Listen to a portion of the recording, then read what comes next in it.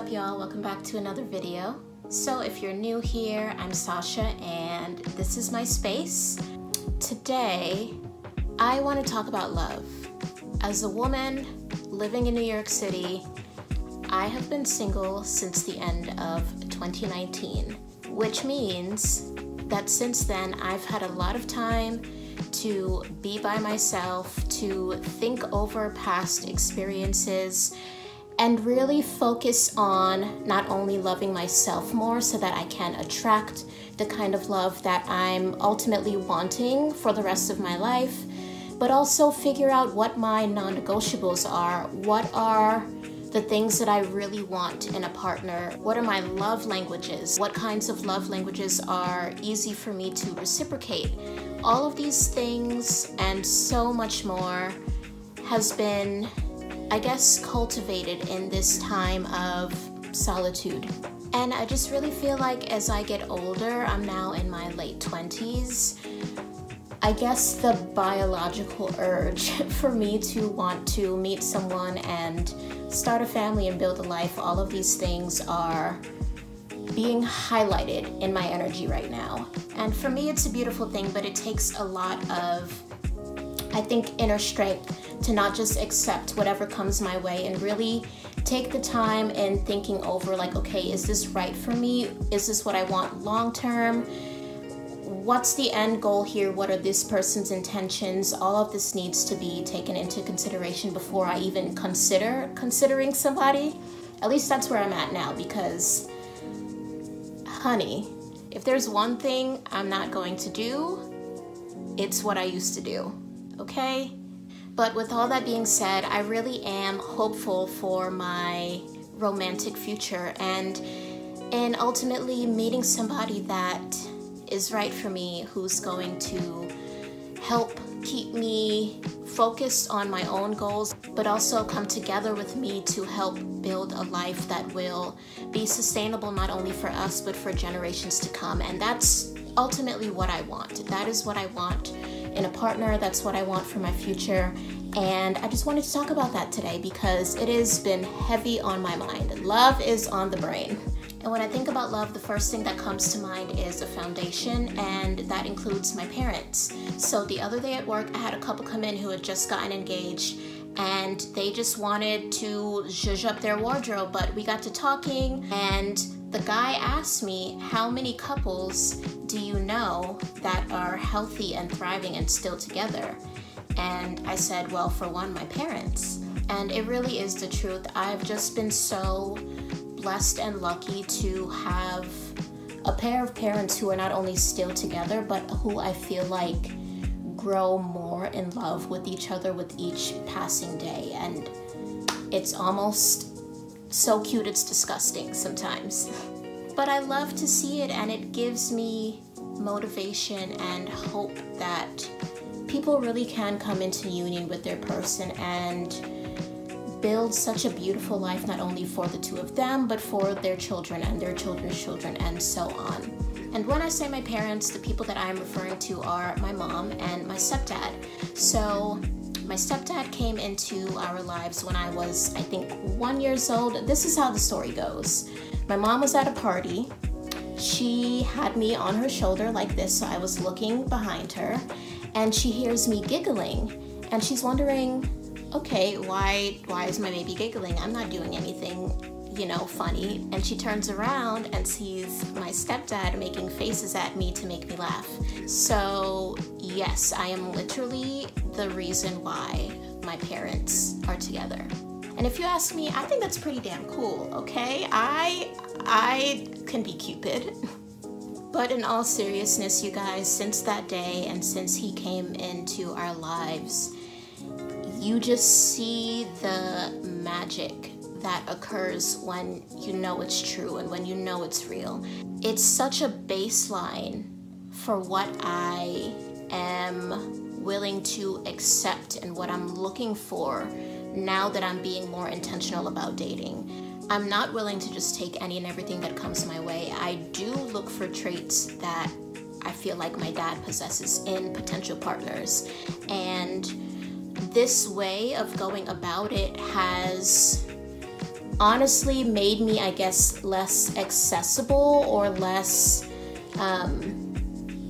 what's the word? I feel like people are intimidated by that energy because I exude very much bitch, but you're just not gonna play with me, and that's really what it is. But I think that's a great thing because what it helps me to do is weed out the bad apples, in a sense. Like people who are here to play games, people who are not serious about commitment, people who don't know what they want to do and they're trying to figure it out through me, they don't even stand a chance. And it's because I set those boundaries and those standards without even having to say a word. So the people who will approach me, who will take that chance, are the ones who've done the inner work and are the ones who really know themselves enough and are in good standing with their karma, consciousness, all of that, to come to me and be like, hey, I could be the person that you need. I could be someone who can bring peace and happiness and elevation into your life. At the end of the day, I've been alone long enough to have built such a great relationship with myself that if you're going to come in, if I'm going to allow you to come in, I need to like being with you more than I like being with me. Because I love being with me. I love my solitude. I love just doing my own thing, marching to the beat of my own drum. I love that I get to have such a great, strong relationship with me, and that helps me to discern who's here to add value to that and who's here to just play games. In these past 3 years, I would say that I've been single. The polarity and clarity of that polarity has become so distinct that it's like this. It is automatic. I can easily sniff out who's not here with their best intentions. And does it get lonely sometimes? Yes, right? I'd be lying to say that I didn't get lonely, that I didn't, I guess, crave physical affection or going on dates or just, you know, like having somebody there that I can just call up and joke around with and talk to and dream with and all of the beautiful things. But at the same time, I really do believe that I work so hard on myself and at loving myself and being at peace and content with myself that ultimately this energy that I'm cultivating within me to make me better will then attract the person that I'm supposed to be with. I really, really believe this. So in those times of loneliness, that's what I try to remember and just keep at the forefront of my mind. Like, all of this work that I'm doing will not be in vain. My person will come. I will have my happily ever after. And there's no doubt in my mind that I will. And it honestly does make me feel better because I feel like, okay, I'm not really missing anything because what's for me will never pass me by. What's for me will never be missed because it's for me, it's mine, you know? Now, with all that being said, this time alone, I feel like has only made me more appreciative of being my own person. And I know that when this partnership that I'm seeking or wanting to have, when it finally comes, I'm gonna be so stable within myself, within my being, within my values, within my discipline, all of the things that I've spent these last few years really building up within myself. I'm gonna be able to retain that even in a relationship, even in a partnership, because I've done the work to make it stick. I've taken the initiative to really know who I am, that even if I'm with somebody else, that sense of identity is unwavering. I'm not so easily influenced now, and I think that that's something that can only be cultivated when you're alone, when you're in solitude, when you go out and take yourself out to dinner, when you do activities by yourself, when you spend whole days in silence with no one and nothing. I think this sense of being me and how strong I am in knowing me now at this age could have only happened from being single.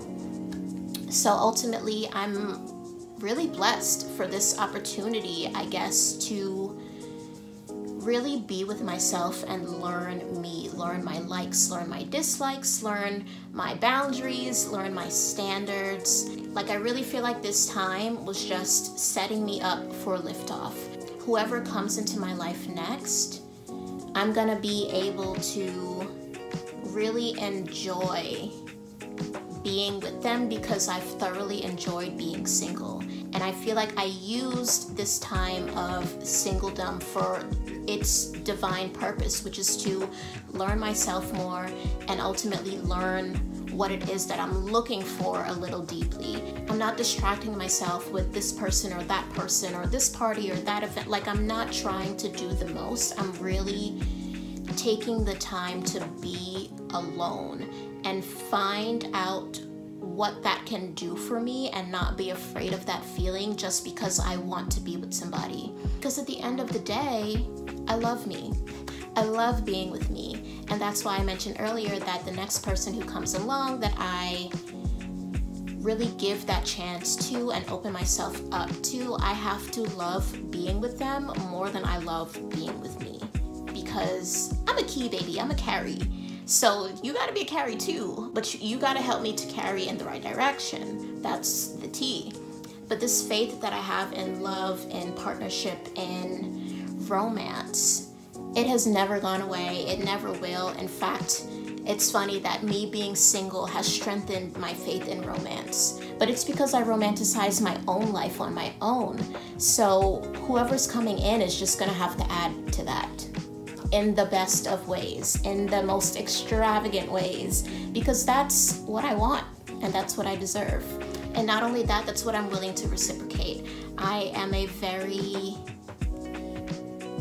I guess, lavish lover. I spare nothing when it comes to showing my love for someone, so I know that that's what I'm going to ultimately attract into my life.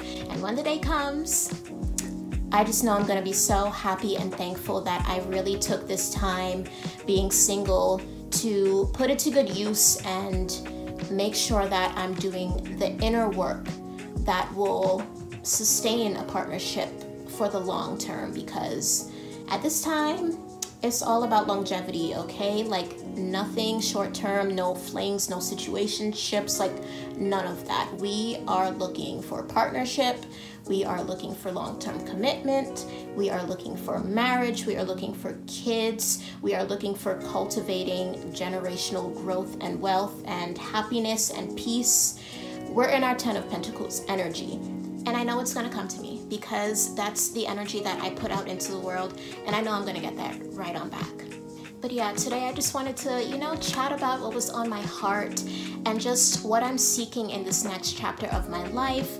I really feel like things are moving in such a beautiful direction for me, and I know that what's next for me in love is only going to add value to the happiness and the stability that I'm already feeling, and I'm so excited for that. My heart is so open to love at this time. It always has been, it always will be. I think love is unconditional and abundant, but I know even more so coming up in these next stages of my life. I just know it's gonna be magical and beautiful, and when it comes, I will be sure to let you guys know.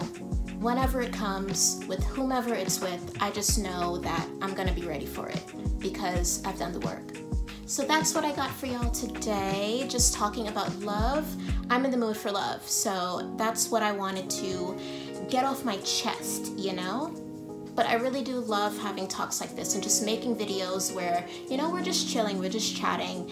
And I would love to know your thoughts. I would love to know about what your singledom has taught you, about what you're gonna do moving forward in your dating life, and how you're being more intentional about your dating, because that's really the mindset that I'm in right now. And I can't wait to see how it's going to help me build healthier relationships for my future.